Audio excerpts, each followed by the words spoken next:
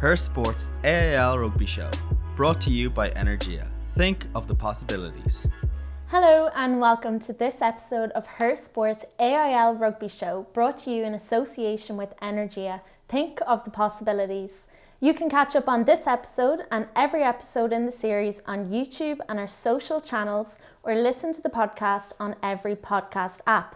Get involved in the conversation with us on Instagram and Twitter using the hashtag HerSportAIL. I'm once again joined in studio by my co-host Hannah Tyrrell.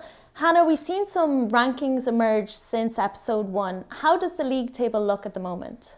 Yeah, so obviously we've had another 2 rounds of the Energia AIL League. We're 1/3 of the way through our games, and you know, a couple of teams have had some really good performances and results, and unfortunately there's a couple of teams, you know, not too happy with their performances. And Old Belvedere are leading the scoring charts at the minute, in the points table. They are 3 from 3 so far and be very, very pleased with their performances, but the next couple of weeks will really show for them, as they have a couple of really tough fixtures coming up and have yet to play the likes of Railway and Blackrock. Galwegians, surprisingly for me, have been a really, really good team so far. They're second in the table currently with 2 wins and a draw. And then obviously Railway and Blackrock have played 1 game less, so they're kind of following up in 3rd and 4th. But you know, they're always going to be in the mix, and kind of that's the top half. Unfortunately, looking at the other end of the table, it's been a tough couple of weeks for Ballincollig, who've been on the end of a couple of heavy defeats. You know, and Ballincollig and manager coach Fee Hayes, you know, she has a lot of work to do over the next couple of weeks, but I truly don't think we've seen the best of that team so far. You know, I think there's a lot more to come. They've just, you know, been up against with a couple of fixtures, haven't played the likes of Old Belvedere and Railway, so really hoping that they can turn things around and maybe get a couple of wins under their belt. You know, and as I said, it's exciting. It's tight enough at the top, and yeah, the next couple of weeks should tell us a lot more. And do you think there's been any surprises apart from Galwegians, or will everything kind of come to a head now over the next few weeks with those big games? I think results so far have been mainly the way we thought they'd go. Galwegians again have been playing some really, really good rugby. They had a thrilling draw against Suttonians there in round 2, and you know, they're really on the up. They've some really experienced players, the likes of Nicole Fowley leading them really well, both with her boot and her ball in hand.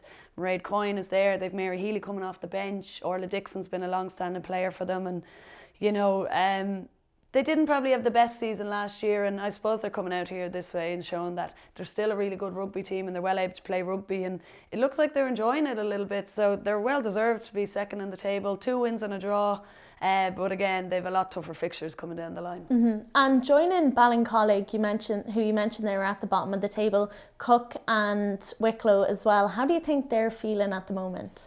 Yeah, Cook have probably struggled to get their feet. They have played 1 less game than everybody else. They didn't play an opening weekend, so you know, they do still have an opportunity this weekend to try and get some points on the board. But they too have been on the end of a couple of defeats that they'll be really disappointed in. But you know, they played Blackrock, and Blackrock being one of the stronger sides, you know, they went down 47, and that's tough for them, but they've really welcomed back a couple of experienced players this year, particularly Ashley Orchard, known as Ashley Baxter, former Irish 7s and 15s international. I'm sure they're absolutely delighted to get her back. They have the experience of Ilse van Staden there as well, you know, and I don't think they're looking to the Blackrock and Railway and Old Belvedere games to get their points in. You know, we're going to really see where they're at when they play the likes of Wicklow, Ballincollig, Suttonians, Galwegians. That's where they're really looking to pick up their points.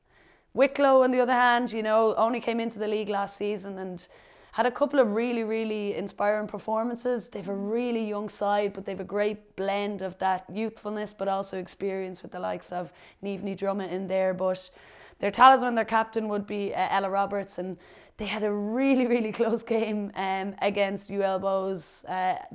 They were leading at half-time and unfortunately came out on the wrong side of a 27-24 result. But they're a team really on the up and really well coached. They get great support from their club, and You know, they're just a really exciting team to watch, and I can't wait to see how they progress, not just this season, but over the next couple of seasons as they really build the structures and the foundations in their club and kind of get used to being at the highest level in the Energia AIL. And Belvedere at the top of the table, can you see that moving in the next few weeks? I hope not. Trying to keep my bias out of it. Obviously, I'm delighted to see Old Belvedere at the top of the table, but we really have to look at this in perspective in that Railway and Blackrock are also have a 100% record. They've just played one less, you know, but that'll ride itself throughout the season. But no, they're well worth their win. They're well worth being top of the table. They've had a couple of great performances and they're being led by some really, really great young players. Dana O'Brien at 10 has been a great addition for them.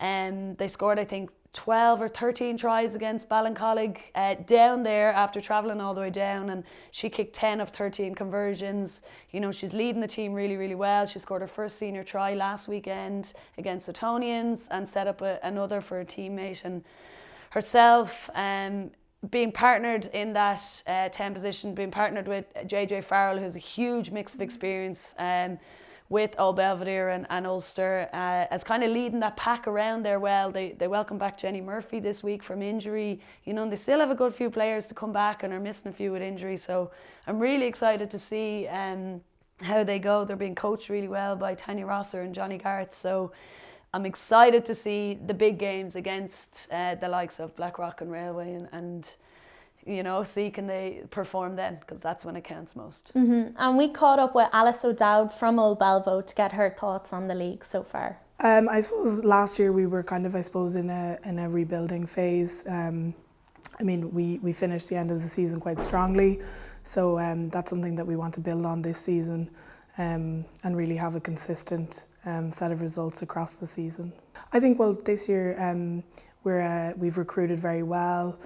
We've a new attack coach in Tanya Rossiter, so it really is a rebuilding and a refocusing phase for Old Belvedere. So we've had a really good pre-season block, big focus on S&C, so we're looking to get really fast, really fit and really strong, and I think it's working. So we're really excited for the first run of games and to put all that into practice. We want to play a really attacking brand of rugby. So yeah, exciting times ahead for us. So we'd have 2 pitch sessions a week, usually on a Tuesday or a Thursday, and then we'd have usually 2 gym sessions a week on a Monday perhaps or a Wednesday, and then people would be doing their own running and gym sessions outside of that.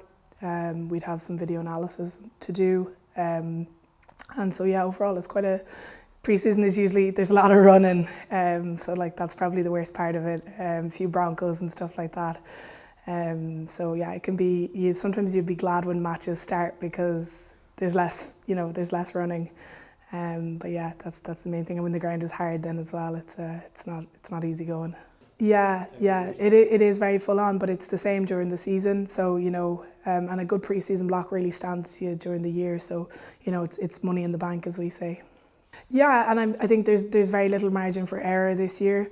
We all want to be involved come December. So it'll be really exciting. And yeah, hopefully that will be in the mix come December time. We want to do better than we did last year, definitely, and we want to build on where we were last year. We want to have a crack at the top 2 teams, definitely. That's probably an evasive answer now, isn't it? Everyone wants to win the AIL, don't they? That's why we're here. I think we have the squad to do it, but you know, we'll see how our first few games go.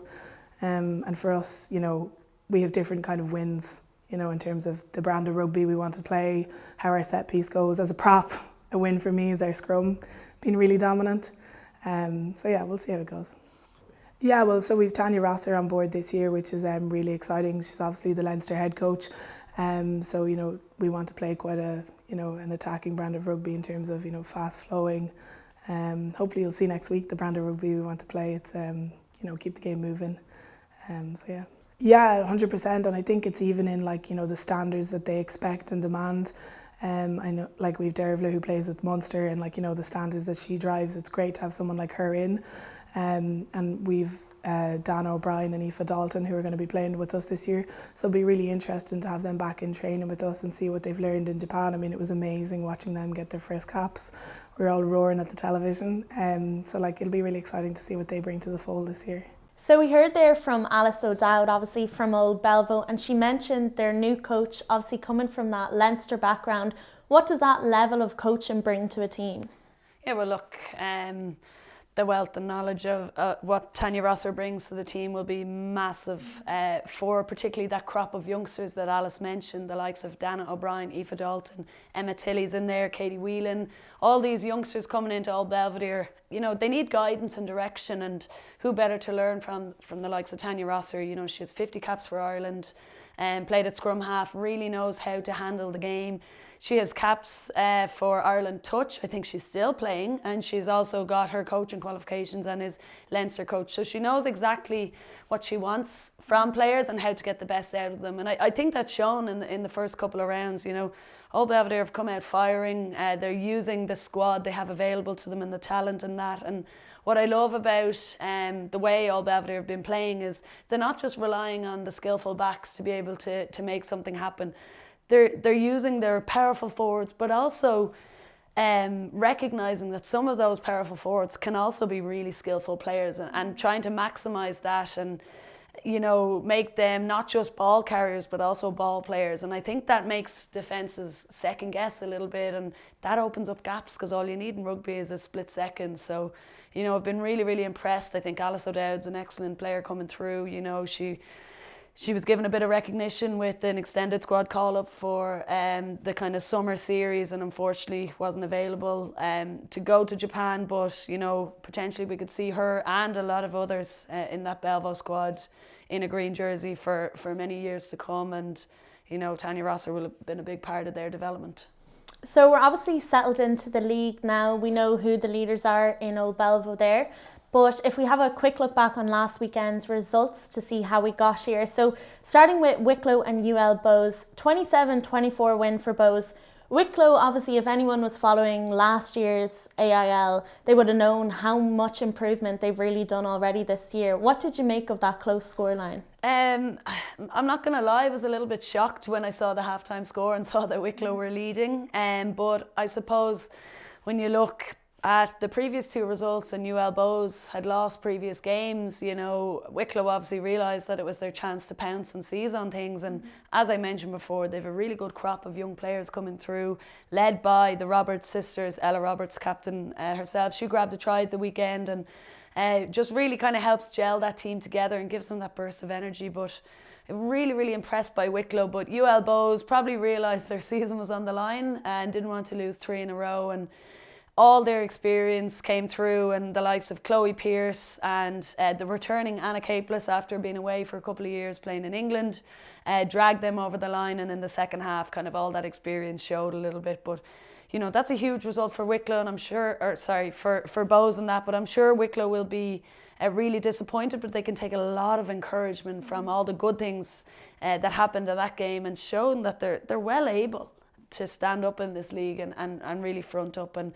hopefully we'll see some other results that kind of, I suppose, reward them for all their efforts. Mm-hmm. And I think it's interesting because with Ballincollig at the moment, that would have been score lines that we were seeing last year with Wicklow. So it nearly gives some hope that, you know, like they just need the season to get on their feet, and then by next year they can be putting it up as well. Absolutely. And like, you have to remember, it's only their second season in the women's Energia AIL, you know, and last season we did see, unfortunately, that result where Railway scored over 100 points on them. So for them to be turning it around and really competing against what were top 4 teams and the likes of UL Bohs, you know, it's an incredible turnaround, and all due credit goes to the players and management and coaching and everyone involved in that club. And I really do think they're on the up, and I would love to see the likes of Ella Roberts given more of a chance in hopefully in Leinster. Obviously we've seen her do that before, but also with Ireland as well, and I think that will really help the development for her as a player, but also for that club. Mm-hmm. And then a good score for Old Belvedere, 24-7 win over Suttonians. What did you make of that game? Yeah, as I said previously, I thought Dana O'Brien's been playing really well for them and leading them at 10, mixed in with Gemma Farrell at 9.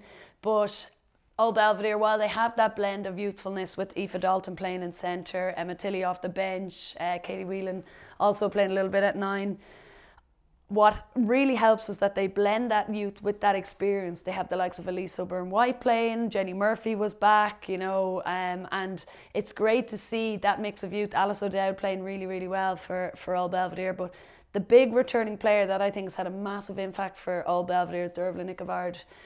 She's been away with sevens over the last number of years. She didn't play last year, and she's back to it.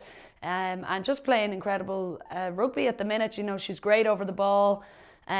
She is a brilliant little ball carrier who refuses to go down, and she brings that experience as well, but also that energy. And you know, she got a hat-trick against Ballincollig, and it's great to have her playing number 8 for Old Belvedere, and she seems to be really enjoying it. And Suttonians, on the other hand, do you think they'll be disappointed with that, or happy that they got that try over? No, I definitely think they'll be disappointed. Having played in that game against Suttonians last year, I know they're a really dogged and resilient team, and they love to play free-flowing rugby in a really offloading game. So I definitely think Suttonians, led by Stephen Costello, will be very, very disappointed in that. They have lost a couple of players. Gone travelling, particularly Lauren Farrell McCabe, big loss to them. She was kind of a quick tempo, high flying 9 for them, but they've gotten a really, really good addition in. They got a new Australian player over from the Melbourne Rebels, Annie Dalton, or I think it is, I'm probably pronouncing that a little bit wrong, but she scored 2 tries for them in the previous game, and she's been a great addition for them, and I'm sure they'll be looking to bounce back, but they'll have ambitions to do really, really well and maybe even sneak into that top 4, particularly if they see that, you know, UL Bows aren't quite up there at the minute.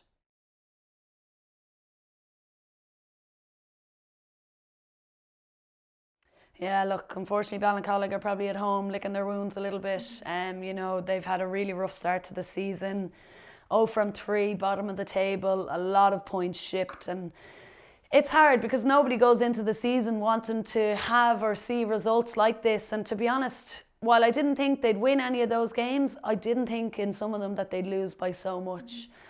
So I'm sure Fiona Hayes is at home scratching her head wondering what's going wrong and how can they fix it. But I think the first thing they need to fix is their defence, because you can't be leaking that many tries. And you know, obviously they'll be looking to the likes of the Wicklow games and the Cook games to try right a few wrongs, but you know, they've still a few tough games to come, and they just need to tighten up a little bit. And I'm not saying that they'll win all of the games that they have in front of them, but if even they could keep the scoreline down, they'd be doing really well. But they have a lot of good players in there, and you know, Denise Redmond's back for them, which is a huge addition for them. But it's going to take the team to bond together and not focus too much on past results. You know, those results are done. There's nothing they can do about them. They need to focus on the positives from those games and start to tweak little things and try and fix it bit by bit.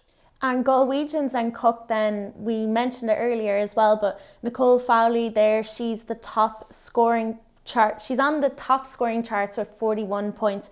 Fair to say she's leading by example, isn't she, for the team? Absolutely. As I said, Galwegians have been kind of the surprise package so far in the campaign. They've maybe had a slightly easier run of fixtures than maybe other teams, and you know, we'll really see where they're at when they come up against the likes of Old Belvedere, Blackrock and Railway. But yeah, as I said, they've a great blend of youth and experience, but Nicole Fowley's been great for them. Top point scorer with 41, she scored a couple of tries herself. She got her team out of jail a couple of times when they drew 31-all with Suttonians in round 2. They were leading 24-7 at half time, and they started to fall apart a little bit, and it was only for a try scored in the last minute and a conversion scored by Nicole Fowley that kind of got them a share of the spoils. And again, she scored a try, a penalty, and kicked a couple of conversions in that Cook game to lead or drag, I suppose, Galwegians over the line. But yeah, they've been really impressive, and you know, they still have, you know, the likes of Mary Healy coming back from full fitness after a bad injury. So I think they're only going to get better, but the real test will lie against, you know, the top teams, last year's finalists, Old Belvedere, current leaders. So we'll see in a couple of weeks where they're at. So this weekend there's just one match, which is a rescheduled fixture from round 1, Cook and Suttonians. We sat down with Catherine Martin from Suttonians about the season and their upcoming fixture against Cook. Yeah, so pre-season was tough, which is good. So yeah, it's been going really well. getting all the girls down, kind of nice to get that bit of camaraderie back and seeing everybody after what's been our longest break for a really long time.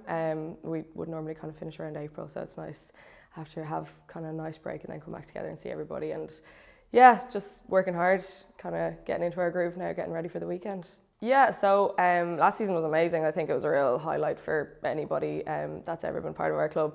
Men and women, everybody was really, really behind our team. So it was our first kind of full year in the AIL that wasn't interrupted by COVID, and we came 5th in our table, which was incredible, and then 1st in the conference. So we kind of got our final and really did well in our final, like really performed well, really kind of gelled by the end of it. So it was just like constant improving throughout the season. So we're aiming for that again.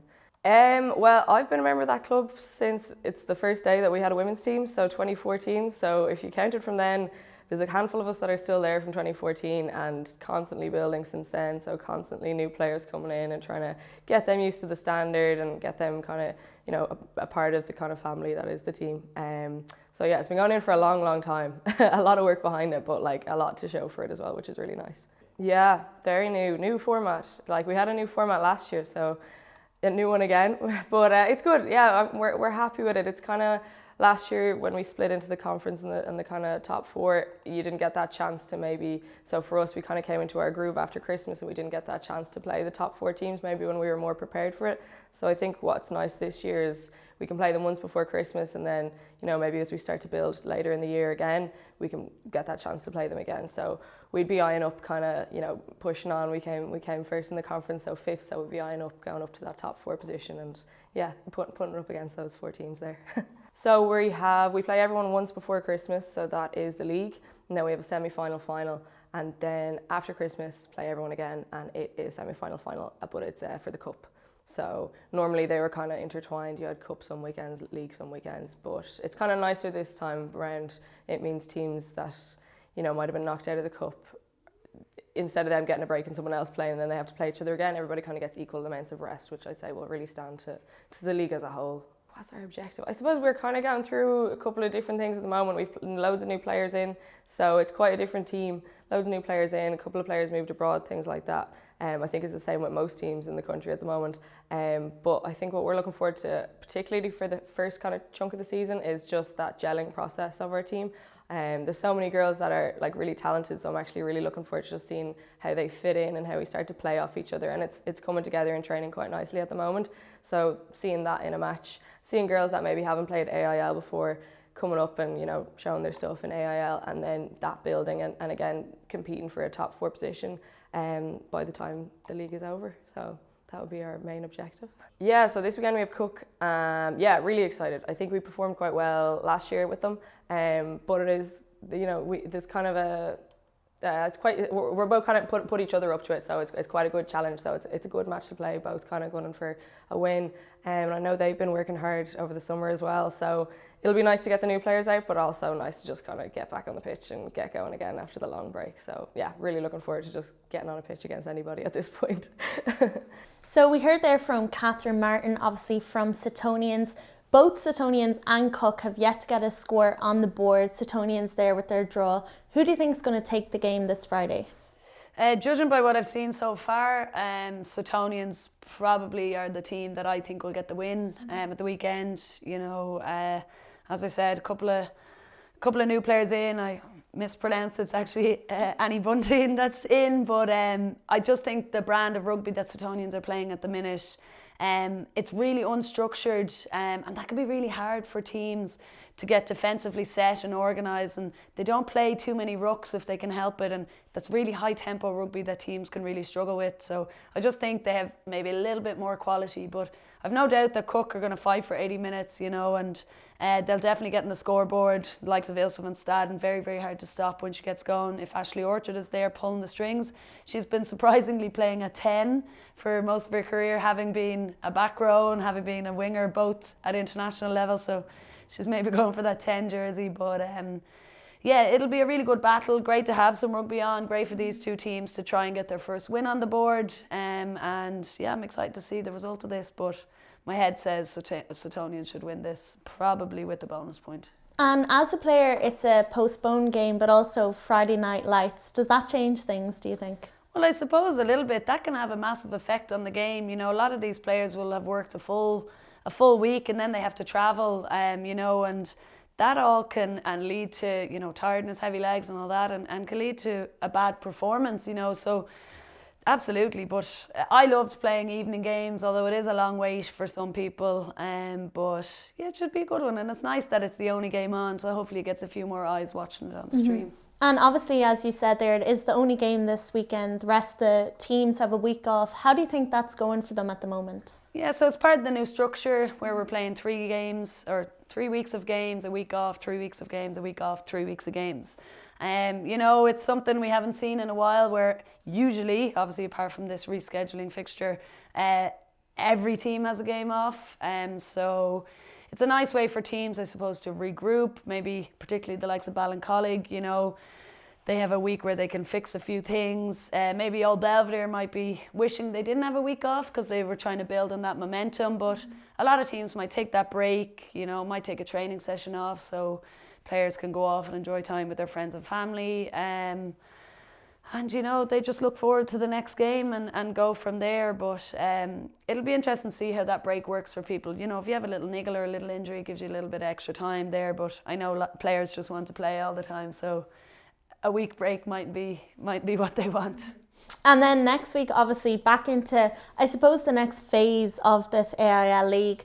Starting with the first game, Ballincollig and Wicklow. How do you think that's going to go?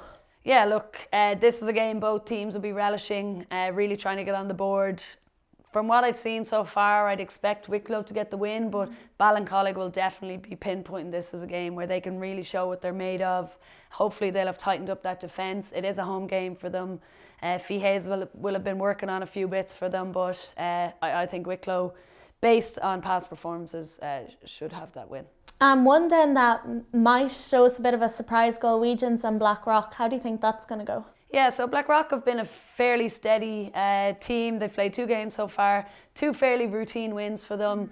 You know, the weekend's game there, they won handily, scored 40 points, and you know, looking at their backline, there's a backline full of internationals, bar one, which is incredible. And they still had a couple of internationals on the bench, particularly Enya Breen, who's just moved up to Blackrock. So they're only going to get stronger, but it's a real test for Galwegians, you know, to see where they're at this season.